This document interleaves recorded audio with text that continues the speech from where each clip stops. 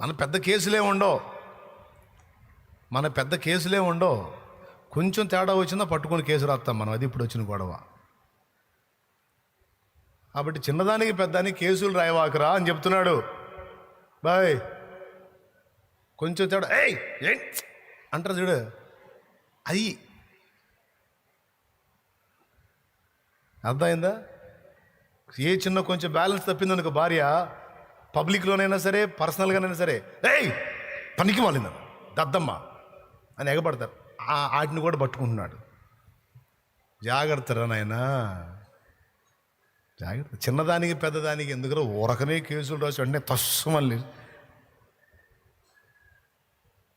పనికి వచ్చిందా పనికిరాదు ఈ మాట మీకు. పనికి వచ్చిందన్న వాళ్ళు చేతులు ఎత్తండి. ఏదో ఇంట్లో భార్య కదా సాగించుకుంటే సాగిద్ది కదా అన్నట్టు సాగించుకోవాకండి నాయన అని చెప్తున్నాడు. నాకు చెప్పాడులే, మీకు ఉపయోగపడితే మీరు తీసుకోండి. స్తోత్రం. ఇక రెండోది పిల్లల విషయంలో అక్కడే మాట్లాడాడు. పిల్లలారా, అన్ని విషయములలో మీ తల్లిదండ్రుల మాట వినుడి. అది పిల్లలదే. ఇది ప్రభువును బట్టి మెచ్చుకొన తగినది. అది వాళ్ళకి. తండ్రులారా, అద్దుగో మీ పిల్లల మనసు కృంగకుండునట్లు వారికి కోపము పుట్టింపకుడి. ఇది చేస్తారు పెద్దోళ్ళు. ఎవడో కృంగదీయటం కాదు, వీళ్ళే కృంగదీస్తారు, వీళ్ళే రెచ్చగొడతారు. ఇట్లాంటి పనికిమాలిన మాటలు మాట్లాడి వీడు ఇంతేనండి. వీడికి ఏమీ రాదు, ఏమీ చేయడు, ఎందుకు పనికిరాడు అస్సలు. వీడు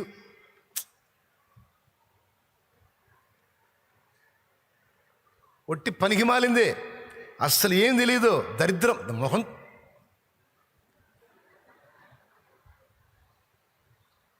అది కూడా నలుగురిలో. ఇక వాళ్ళకి ఎంత గాయం అంటే కృంగుదల వస్తుంది, పిచ్చ కోపం కూడా వస్తుంది.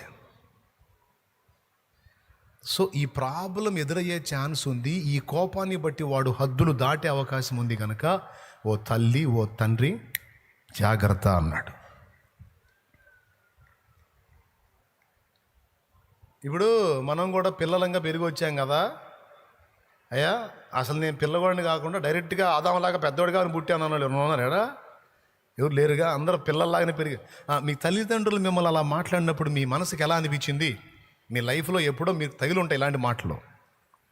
బయట వాళ్ళు అంటే అది వేరే సంగతి. తల్లిదండ్రి నిన్ను తేలిగ్గా మాట్లాడితే నీ మనసు ఎలా ఉంటుంది? ఏమో ఎట్టుంటుంది? బాగుంటుందా? మరి చెప్పరే ఎట్టుంటుంది? మనసు కృంగిద్దా లేదా? కోపం వచ్చిద్దా లేదా? మరి నీ పిల్లల విషయంలో అది ఎందుకు వర్తించదు అనుకుంటున్నావు? నీ పిల్లలు కూడా అంతే ఫీల్ అవుతారు కదా. నీకు ఒక మైండ్ అను నీ పిల్లలకు ఒక మైండ్ ఉంటుందా?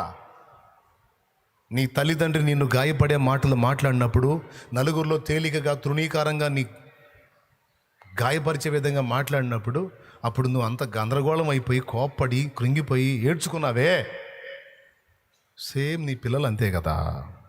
కాబట్టి పిల్లలకు కోపం రేపొద్దు, వాళ్ళ మనసు కృంగజేయొద్దు అన్నాడు. అంటే ఎలా మాట్లాడాలి పిల్లలతో అంటే, వాడు ఆల్రెడీ కృంగి ఉంటే వాడి వెన్ను తట్టి, లేదు బిడ్డా లేదురా, నీకు కృప చూపుతాడరా దేవుడు. అమ్మా అయ్యా లేదు నువ్వు గొప్పవాడి అవుతావు, గొప్పదాని అవుతావు, నా దేవుడిని బట్టి చెబుతున్నాను నేను. ఇంత ప్రశాంతత ఏడిసిద్దా? ఇంత ప్రశాంతత దేవుణ్ణి బట్టి అంత చక్కగా మాట్లాడటం అనేది ఏడిసిద్దా? ఓరి నాయన, అంత లోపం దొరికితే రే ఎగబట్టమేనా, గందరగోళమేనా? ఏమయ్యా పెద్ద నువ్వు కాగా కన్నావు సంతానం అని, ప్రపంచానికి ఎవరికి లేదు, నీకే ఉందంటే బిల్డప్. అర్థం అవ్వాలని చెబుతున్నా. పిల్లలతో ఎలా ప్రవర్తించాలి? లోకం మొత్తం వాడిని ఎగతాళి చేసినా నువ్వు వాడిని కడుపులో పెట్టుకోవాలి, వాడిని గణపరిచి మాట్లాడాలి. నువ్వే వాడిని ఆమెని కృంగిపోయే మాటలు మాట్లాడుతున్నావు, నువ్వే వాడిని దిగజారిపోయే మాటలు మాట్లాడుతున్నావు, నిరుత్సాహపడే మాటలు మాట్లాడుతున్నావు, వెధవల్లో జమ కట్టావు తల్లిగా తండ్రిగా నువ్వే. ఇంకోడు ఏం చేయాలా? ఆమె ఏం చేయాలా? చేసేదేముంది? ఇక వాళ్ళకి తగ్గోళ్ళు వెతుక్కుంటారు వాళ్ళు. ఆ కోపంతో ఏం చేస్తారు తెలుసా? నువ్వు వద్దన్నవన్నీ చేస్తుంటారు వాళ్ళు. ఇంకా రెచ్చిపోతుంటావు నువ్వు, ఇంకా రెచ్చగొడతారు వాళ్ళు. ఇక్కడ తాళం నీ చేతుల్లో ఉందని మర్చిపోతున్నావు. వాళ్ళని బ్యాలెన్స్ చేసే తాళం నీ చేతుల్లో ఉంది. నువ్వు దేవుణ్ణి బట్టి వాళ్ళని ధైర్యపరిచి, అయిందేదో అయిపోయిందిలేమ్మా, దేవుని బిడ్డవి నువ్వు, దేవుని కుమారుడు నాయన నువ్వు, దేవుడు నీకు బలం ఇస్తాడు, దేవుడు నీకు శక్తిని ఇస్తాడు, నువ్వే గొప్పదానివి అవుతావు, గొప్పోడివి అవుతావు, నా దేవుడు నీ అవమానాన్ని ఆనందంగా ఆశీర్వాదంగా నా దేవుడు మారుస్తాడులేమ్మా, మారుస్తాడులే అని నువ్వు దైవికమైన విషయాలు మాట్లాడి పిల్లల్ని ఫ్రెండ్లీగా బ్యాలెన్స్ చేస్తే సూపర్ ఉంటుంది వాళ్ళ భవిష్యత్తు. కొడితే గట్టి కొట్లే సర్దుకో. ఇప్పుడు పిల్లలతో ప్రవర్తించడం తెలియదు కొంతమందికి. మార్చుకోరా బాబు, మార్చుకోమ్మా తల్లి అంటే కూడా మార్చుకోరు. నేను ఇంతే అంటుంటారు. అను, రేపు మొత్తం కలిసి నేను ఎత్తి నువ్వు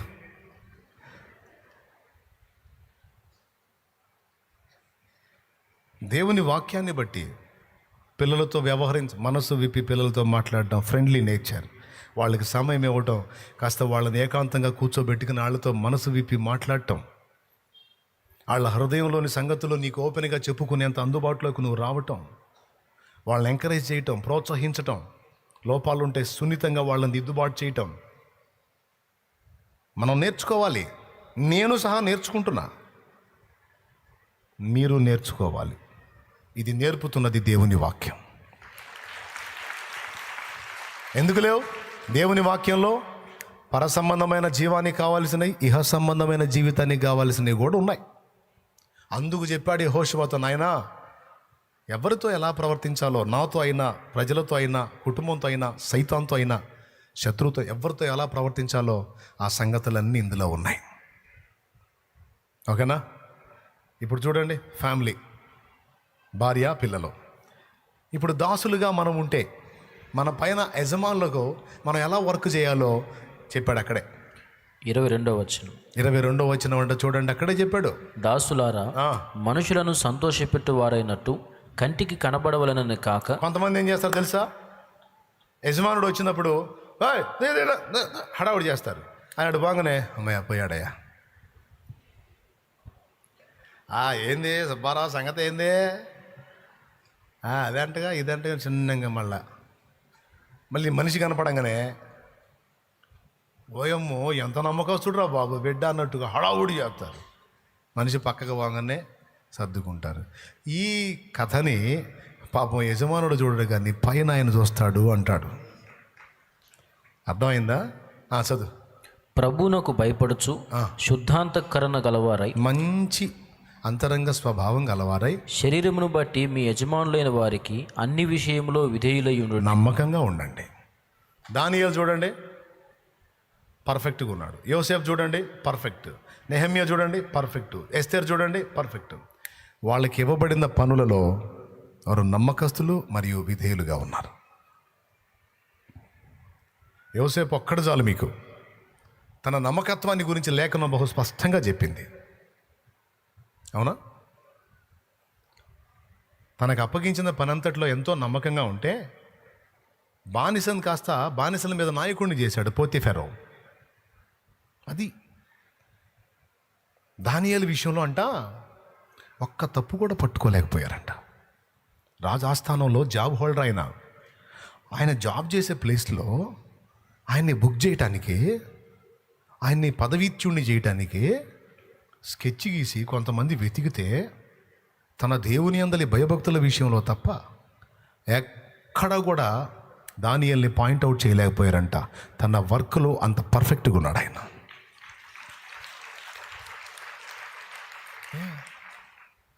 రాజు చూసినప్పుడే కాదు, రాజు చూడనప్పుడు సైతం తన పనిని, తనకు అప్పచెప్పిన పనిని నమ్మకముగా చేశాడంట. దాసులకు చెప్పా బాగానే ఉన్నారు, యజమానుల సంగతి ఏంటంటే వాళ్ళకు కూడా ఉంది బూస్ట్. ఇక్కడ 23వ వచనం, ప్రభు వలన స్వాస్థ్యమును ప్రతిఫలముగా పొందుదుమని ఎరుగుదురు గనుక మీరేమి చేసినను అది మనుషుల నిమిత్తము కాక ప్రభు నిమిత్తమని మనస్ఫూర్తిగా. 4వ అధ్యాయము 1వ వచనం, యజమానులారా పరలోకములో మీకున్న యజమానుడున్నాడని ఎరిగి న్యాయమైనదియు ధర్మానుసారమైనదియు మీ దాసుల ఎడల చేయండి అన్నాడు. నువ్వు నీ కింద దాసుడని పెత్తనం చేయొద్దు, బ్యాలెన్స్గా ఉండు. ఎందుకంటే నీకు ఒక యజమానుడు ఉన్నాడు, ఆయన కింద నువ్వు దాసుడవు. నీ దాసులను నీవు కనికరిస్తే అక్కడ కనికరం పొందుతావు. నీ దాసుల్ని నువ్వు క్షమిస్తే అక్కడ క్షమాపణ పొందుతావు. నీ దాసుల్ని నువ్వు కానీ క్రమంగా నడిపించగలిగితే ఆయన చేత క్రమముగా నడిపించబడతావు అని చూడండి నలుగురికి చెప్పాడు. నెంబర్ 1 భర్తలకి చెప్పాడు, నెంబర్ 2 భార్యలకు చెప్పాడు, నెంబర్ 3 పిల్లలకు చెప్పాడు, నెంబర్ 4 తల్లిదండ్రులకు చెప్పాడు, దాసులకు చెప్పాడు, యజమాని. ఈ మాటల్ని అక్షరాల మనం తీసుకుంటే ఎంత బాగుండు. మరో చోట అంటాడు, మీ చేలు కోసిన పనివానికి ఇయ్యక మీరు బిగబట్టిన కూలి నాకు మొర్ర పెడుతుంది అంటాడు వాక్యంలో. నువ్వు ఒకని చేత పని చేయించుకుంటే కొంతమందికి మనసు ఒప్పదు డబ్బులు ఇవ్వటానికి. అదొక దరిద్ర బుద్ధి. ఎప్పుడైనా ఇచ్చేది అదేగా. పాప వాడు పని చేశాడు, సాయంత్రానికి ఆ రోజు కూలి ఇచ్చేస్తే ఇంటికి పోయి అదే వండుకొని తింటాడేమో. కొంతమందికి మనసు ఒప్పదో. రేపు రాబో అంటారు, డబ్బులు ఉంటాయి ఇంట్లో. సరే రేపు వస్తాడు, వచ్చావా 2 రోజులాగి రాపో అంటాడు. అది దరిద్ర బుద్ధి.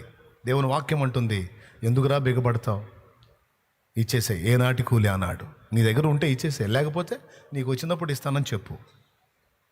కానీ కష్టం చేసిన వాడి కష్టార్జితం మాత్రం నువ్వు ఆపొద్దు, వానికి ఇవ్వు అంటాడు. ఇలాగా మీరు లేఖనంలో వెతకగలిగితే, వింటున్నారా, పరిశుద్ధ గ్రంథంలో మీరు వెతకగలిగితే ప్రతి అంశాన్ని గురించి నీకు మ్యాటర్ ఉంటుంది. ప్రతి అంశాన్ని గురించి నీకు సబ్జెక్ట్ ఉంటుంది అందులో. ఇక మనుషులతో, ఫ్యామిలీతో, దాసులతో, యజమానులతో ఎలా వ్యవహరించాలో వచ్చింది. అంటే జస్ట్ మచ్చుతోనకలాగా చెప్తున్నా. యెహోషువకి నేను నీకు తోడై ఉండి నీవు పోవు చోటెల్లా నీకు జయం ఇవ్వాలంటే, నీ ఎదుట ఎవరిని నిలవనీయకుండా తరిమి కొట్టి నీకు విజయం ప్రసాదించాలి అంటే ముందు నేను నీకు తోడై ఉండాలి. నేను నీకు తోడై ఉండాలంటే నేను చెప్పిన మాట నువ్వు వినాలి. నేను చెప్పిన మాట చొప్పున నడుచుకోవటానికి నువ్వు జాగ్రత్త పడాలి. దేవునికి మహిమ. హల్లెలూయా. దీని గురించి ఎన్నోసార్లు ఒక ఎగ్జాంపుల్ చెప్పా, మళ్ళీ ఒకసారి చెప్తా. 1000 రూపాయలు మా చేతిలో ఉంటో కష్టమైన దినాల్లో కొంతమంది వర్కర్ని నేను ఏర్పాటు చేసి వర్క్ చేపిస్తున్న దినాల్లో ఒక వారంలో 20,000 వచ్చింది. 1000 రూపాయలు కష్టంగా ఉన్న దినాల్లో ఒక వారంలో 20,000 వచ్చింది. ఫుల్గా అప్పులు ఉన్నాయి. నేను చర్చికి వెళ్తున్నా, క్రొత్తగా దేవుళ్ళలోకి వచ్చాం, ప్రార్థన చేసుకుంటున్నాం, బాగుంది. ఒక్క వీక్లో 20,000 అప్పట్లో, పెద్ద మొత్తం.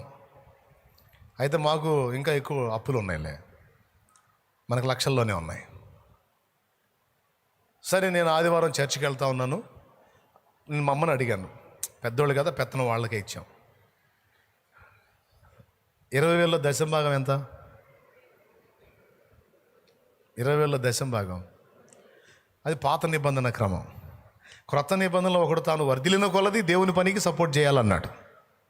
నూతన నిబంధనలో కనీసం ఓల్డ్ టెస్ట్మెంట్ని సపోర్ట్గా తీసుకుంటే కనీసం 10%, 10వ భాగం దేవుని కొరకు నీకు ఇచ్చిన దానిలో నుండి 10వ భాగం. అది కూడా ఎందుకు? దేవుడు తినటానికి కాదు, దేవుని సన్నిధిని ఆహారం ఉండునట్లు పరిశుద్ధుల అక్కర్ల కొరకు, దిక్కులేని వారు, దీనులు, వృద్ధులు, వికలాంగులు, అభాగ్యులకు అంత ఆహారం దొరికినట్లు ఏర్పాటు చేయమన్నాడు, సన్నిధిలో ఉంచమన్నాడు. సన్నిధి అవసరాల కోసం కూడా. మా అమ్మ ఏమని తెలుసా? My mother. నేను అప్పుడు హైదరాబాద్లో సాలమన్ అన్న చర్చికి వెళ్తున్నానే. 2,000 నాకు ఇవ్వాలి కదా, 2,000, 20,000, 10,000 కట్టలు 2.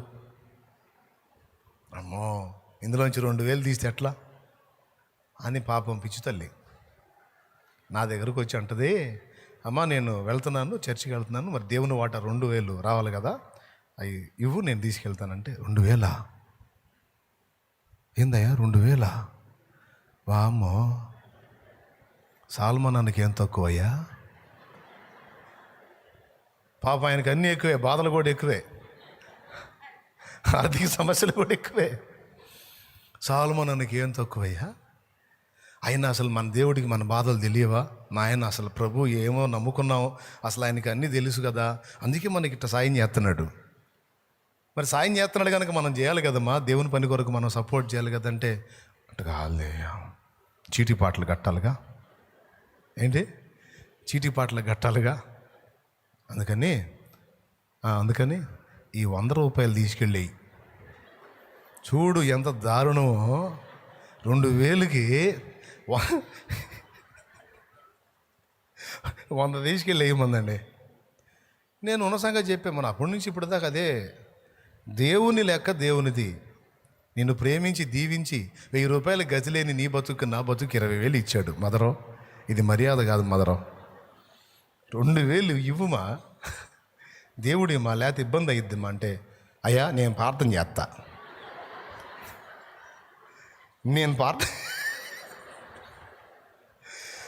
తండ్రి అర్థం చేసుకుంటాడయ్యా, ఆయన అసలుకే కరుణామయుడు, పెద్ద దేవుడు, గొప్ప దేవుడు. అయ్యా నువ్వు పోయ్యా అంది. నాకేయాల్సిన బిస్కెట్లు నాకేసింది. సరే చేసేదేమో నీ కర్మని తీసుకొని పోయా. నెక్స్ట్ వీక్ సోమవారం స్టార్ట్ అయింది. తడవకొకడు వస్తున్నాడు, నా లెక్క చూడన్నా నాకు బాగా నేను వెళ్ళిపోతా అంటున్నాడు. నా దగ్గర వర్క్ చేసేవాళ్ళు తడవకొకడు వస్తున్నాడు, నా లెక్క చూడని నేను వెళ్ళాలంటున్నాడు. ఏందిరా అంటే అసలు బాగుంటుంది నేను వెళ్ళిపోతా అంటున్నాడు. ఇప్పుడు వాళ్ళ లెక్క చూస్తే ఇప్పుడు 20,000 కట్టలోంచి మళ్ళా వారం వచ్చేటప్పటికి 6,000 7,000 మిగిలినాయి. అప్పుడు మళ్ళీ గుర్తు చేశా, వర్క్ చేసేవాళ్ళు కొంతమంది వెళ్ళిపోయారు, పని ఆగిపోయింది. ఆగినప్పుడు మరి ప్రాబ్లం కదా, వర్క్ బ్రేక్ అవ్వకూడదు, వర్క్ నడవాలి. కానీ వర్కర్స్ వెళ్ళిపోయారు. ఏ 20,000 కదలకుండా ఉంచుదామని నాకు పెట్టిందో మొత్తం పోయి 6,000 ఏమో మిగిలినాయి. నెక్స్ట్ సండే వచ్చింది, ఏమ్మా ఇప్పుడన్నా ఇస్తావా లేకపోతే అవి కూడా భలే పనేనయ్యా, నాయన కంటే ఎక్కువే ఉంది, తీసుకెళ్ళండి. దిగింది నిషా దెబ్బకి.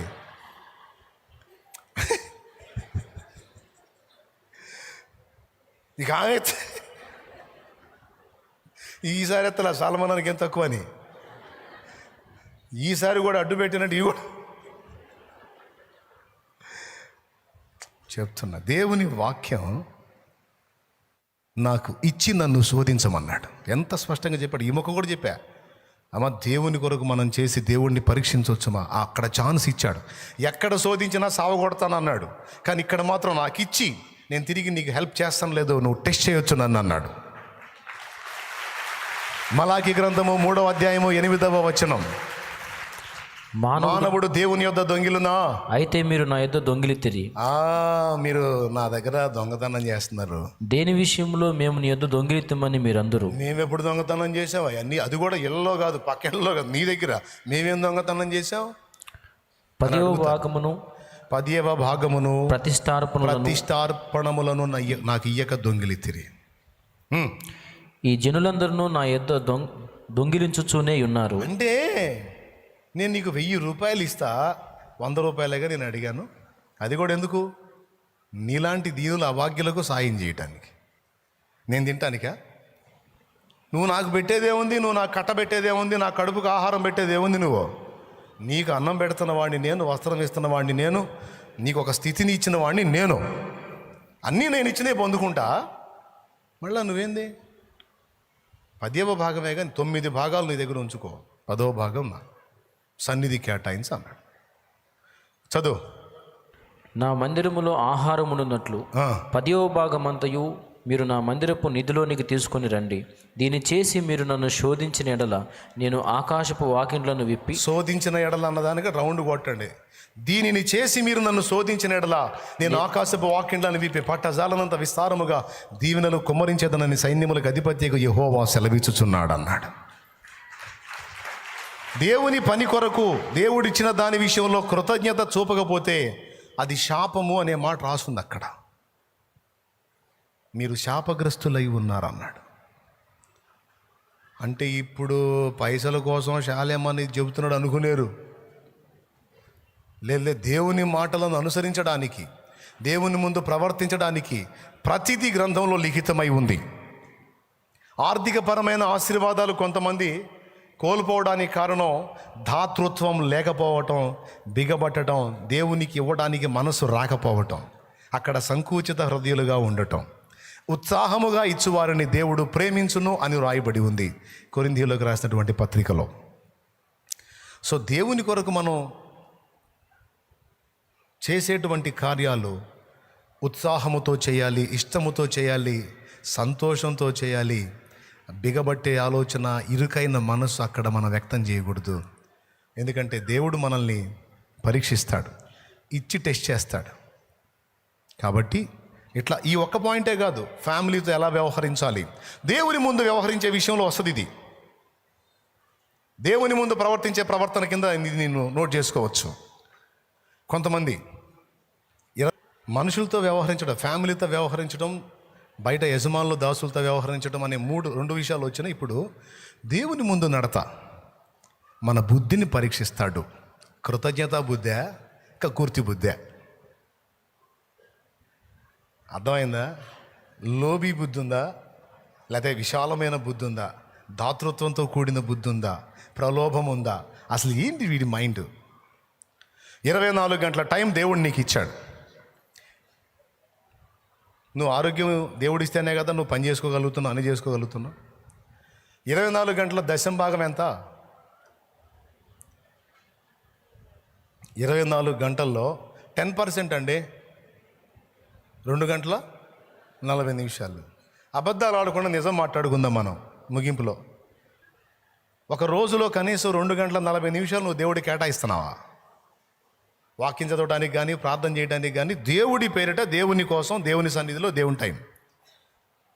చర్చికి రమ్మని నేను అంటలా, డైలీ ఇంటికాడ పొద్దున 1 గంట, సాయంత్రం 1 గంట, కనీసం గంట. ఎంతమంది ఉన్నారు? పొద్దున 1 గంట, సాయంత్రం 1 గంట, కనీసం రోజులో 24 గంటలు, కనీసం 2 అవర్స్. చేతులు ఎత్తండి. రైట్. ఇంతమంది యథార్థవంతులు ఉన్నారని నేను సంతోషిస్తున్నాను, చేతులు ఎత్తని వాళ్ళని చూసి. ఎందుకంటే మ్యాటర్ అర్థమైంది, వాళ్ళు చేయట్లేదు కాబట్టి చేతులు ఎత్తలా. ఎత్తిన వాళ్ళు బహు కొద్ది మంది. దశమ భాగం అనగానే డబ్బులోనే కాదండి, నీకు ఇవ్వబడిన ఆయుష్కాలంలో కూడా దేవునికి కొంత కేటాయించాలి. 24 అవర్స్, పొద్దున సాయంత్రం, కనీసం పొద్దున 1 గంట, సాయంత్రం 1 గంట, కనీసం దేవుడితో ఇంత మాత్రం గడపని భక్తి. నీ భక్తి ఏం భక్తి? నువ్వు అసలు ఏంది? గడపాలా లేదా?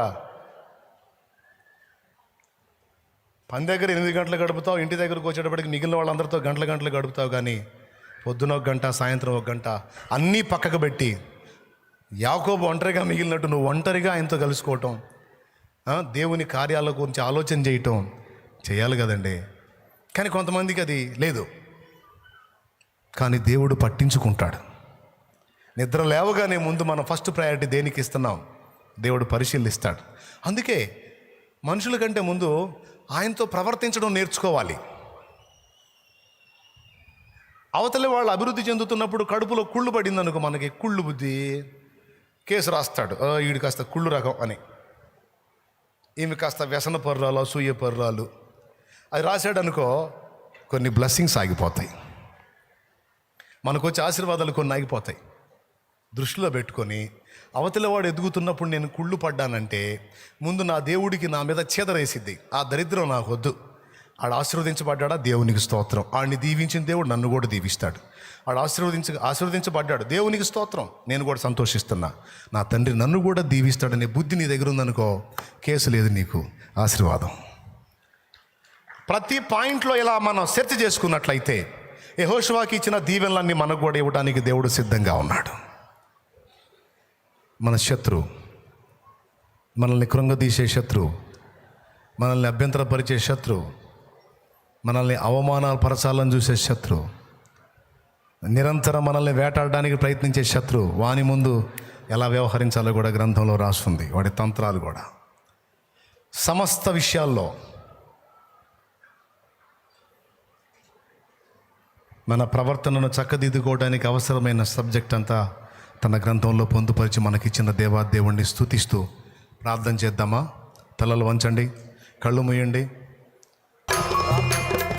పరిశుద్ధుడైన మా తండ్రి, ప్రేమ స్వరూపిక దేవా, ఈవేళ నీ బిడ్డలందరినీ ఇలాగున దర్శించి నా మాటల చొప్పున బ్రతకని ఇష్టపడితే ఇదిగో నేను నీకు తోడై ఉండి నీ ఎదుట ఎవరు నిలవనేరకుండున్నట్లు నిన్ను ముందుకు నడిపిస్తాను. నీతో కలహించే వారితో నేను కలహిస్తాను, నీతో యుద్ధము చేయవారితో నేను యుద్ధం చేస్తాను, నీకు మెట్టగాను నా త్రోవలను సరళపరుస్తానని ఎన్నో సంగతులు మాట్లాడావు. మేము ఎలా క్రమపరచబడాలో కూడా మాకు దారి చూపించావు నీ లేఖనం. నీ వాక్యంలో అన్ని సంగతులు ఉన్నాయి కనుక వాటిని అనుసరించి మేము బ్రతికి జాగరూకులమై నీ కృప పొందినట్లు మమ్మల్ని అనుగ్రహించు. మా బిడ్డల్ని, చిన్నల్ని, పెద్దల్ని, వృద్ధుల్ని, స్త్రీలని, పురుషుల్ని, యవ్వనుల్ని ఆశీర్వదించు. వారు ఎదుర్కొంటున్న శారీరక మానసిక సమస్యలోంచి వారికి విడుదల ప్రసాదించు. నీ రక్తముతో మమ్మల్ని అందరినీ కడు. వారు విశ్వాసంతో తెచ్చిన నూనె నీ శక్తితో నింపి అది నీ రక్తముగా మార్చి అనేకులు దాన్ని వినియోగించడం ద్వారా స్వస్థత చేకూర్చండి. వారిని పీడించబడుతున్న చీకటి శక్తుల నుంచి, బలహీనతల నుంచి, రోగాల నుంచి, సమస్యల నుంచి యేసునామములో విడుదల. ఆమేన్. వారి ఇంట శాపం తొలగి ఆశీర్వాదం రావాలి. వారి జీవితంలో శాపం తొలగి ఆశీర్వాదం రావాలి. వారి వేదనామయమైన జీవితంలోంచి గొప్ప విడుదల వారికి కలిగి ఆశీర్వాదం అనేది వారు ప్రాక్టికల్గా అనుభవించాలి. ప్రభు అనుగ్రహించమని యేసునామములో వేడుచున్నాం తండ్రి. ఆమేన్.